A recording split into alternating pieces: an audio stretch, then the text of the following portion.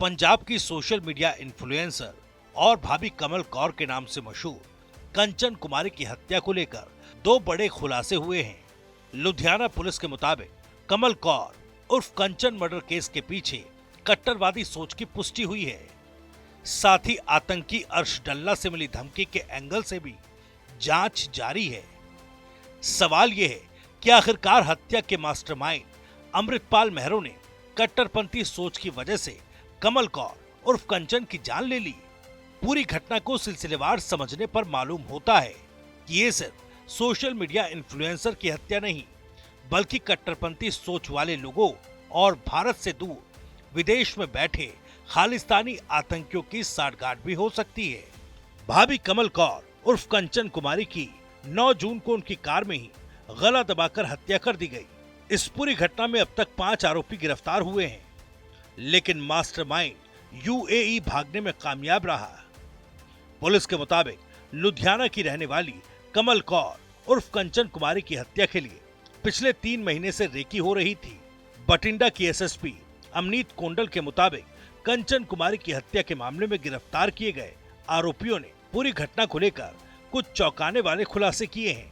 Police का कहना है कि कंचन कुमारी उर्फ कमल कौर की हत्या के लिए अमृतपाल मेहरो और उसके साथी पिछले 3 महीने से रेकी कर रहे थे। कुछ दिनों तक अमृतपाल अपने साथियों को लेकर कंचन के घर के पास एक होटल में भी रुका था। इतना ही नहीं, अमृतपाल एक इवेंट के बहाने 2 बार कमल कौर उर्फ कंचन के घर भी जा चुका था, लेकिन इत्तेफाक से वो घर पर नहीं मिली। बठिंडा पुलिस के मुताबिक अमृतपाल कंचन कुमारी की हत्या से पहले उसे कई बार सोशल मीडिया पर धमकी दे चुका था। जब अमृतपाल मेहरो को लगा कि कंचन उर्फ कमल कौर ने उसकी बातों पर ध्यान नहीं दिया, तो उसने 8 जून को कंचन से संपर्क किया। फोन पर अमृतपाल मेहरो ने कंचन से कहा कि उसे एक कार का प्रमोशन करवाना है, इसके लिए बठिंडा आना होगा।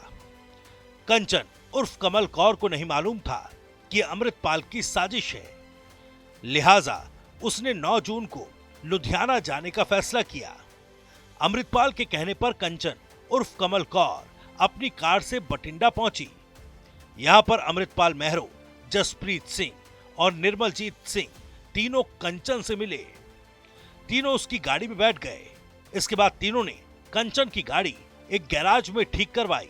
देर शाम अमृतपाल मेहरो ने कंचन की गाड़ी ले ली और कंचन बाकी दोनों आरोपी जसप्रीत और निम्रतजीत के साथ गाड़ी की पिछली सीट पर बैठ गई। पुलिस रिमांड में आरोपियों ने पूछताछ में बताया कि अमृतपाल के कहने पर सबसे पहले दोनों आरोपियों ने कंचन के दोनों मोबाइल ले लिए, फिर उससे पासवर्ड मांगा। कंचन ने पासवर्ड नहीं बताया तो अमृतपाल के कहने पर कंचन के साथ दोनों आरोपियों जसप्रीत और निम्रतजीत सिंह ने मारपीट की। इसके बाद कमरकस्सी इलाके में सुनसान जगह पर गाड़ी में ही कंचन की गला दबाकर हत्या कर दी। कत्ल करने के केस में जी 2 तो जसप्रीत और निम्रतजीत तो परसों ही गिरफ्तार हो गए थे। इसके साथ साथ हमारे इस तफ्तीश में 2 और व्यक्ति फिगर हुए, जिसमें से एक का नाम रंजीत सिंह वासी पिंड सोहल पुलिस स्टेशन चबाल तरन तारण का है और एक अभी भी आइडेंटिफाइड है। सो अभी तक कुल मिला के इस केस में 5 व्यक्ति नॉमिनेट हो गए। पुलिस के मुताबिक अमृतपाल मेहरो को मालूम था कि इस हत्याकांड के बाद पुलिस सीधे उसकी तलाश करेगी, क्योंकि सोशल मीडिया पर वो कंचन कुमारी उर्फ कमल कौर भाभी समेत इन्फ्लुएंसर्स को धमका चुका था।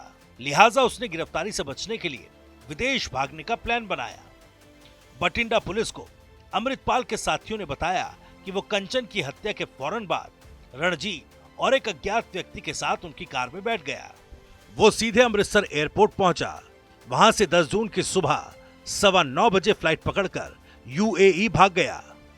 जब तक पुलिस उस तक पहुंच पाती तब तक वो भारत छोड़ चुका था। उसके पासपोर्ट की डिटेल से भी यूएई जाने की बात पता चली है। पुलिस ने अमृतपाल मेहरो के खिलाफ लुकआउट नोटिस जारी किया है। साथ ही उसे भारत वापस लाने के लिए कानूनी प्रक्रिया शुरू कर दी। अमृतपाल है वो मर्डर करने के चंद घंटों के बाद ही अमृतसर एयरपोर्ट से यूएई की फ़्लाइट लेके कंट्री से फ्लाइट कर गया। इसका हमने लुकआउट सर्कुलर कल ही जारी करा दिया था और इसकी ट्रैवल हिस्ट्री से ये बात हमें पता चली है और अब हम इसका जो डिपोर्ट कराने की प्रोसीजर्स होते हैं फॉर्मेलिटीज़ वो हम कंसर्न एजेंसी के साथ टाइप कर रहे हैं। इतना ही नहीं, कट्टरपंथी सोच वाले अमृतपाल मेहरो ने कमल कौर उर्फ कंचन कुमारी की हत्या के बाद सोशल मीडिया पर वीडियो भी जारी किया।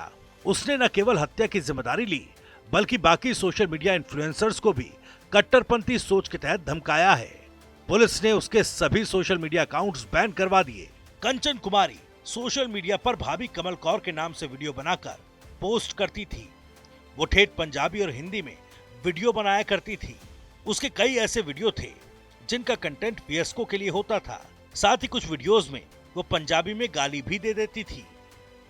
पुलिस के मुताबिक कट्टरपंथी अमृतपाल महरो को इस बात से एतराज था कि कंचन कुमारी अपने नाम में कौर लगाकर सिख धर्म को बदनाम कर रही है, इसलिए उसने भाभी कमल कौर उर्फ कंचन कुमारी को धमकाया था और फिर हत्या कर दी। इतना ही नहीं, अमृतपाल महरो की इस कट्टरपंथी सोच और धमकी भरे कमेंट्स का कुछ पाकिस्तानी कट्टरपंथियों ने समर्थन भी किया है। लुधियाना की सोशल मीडिया इन्फ्लुएंसर भाभी कमल कौर उर्फ कंचन कुमारी के फॉलोअर्स की संख्या मिलियंस में थी।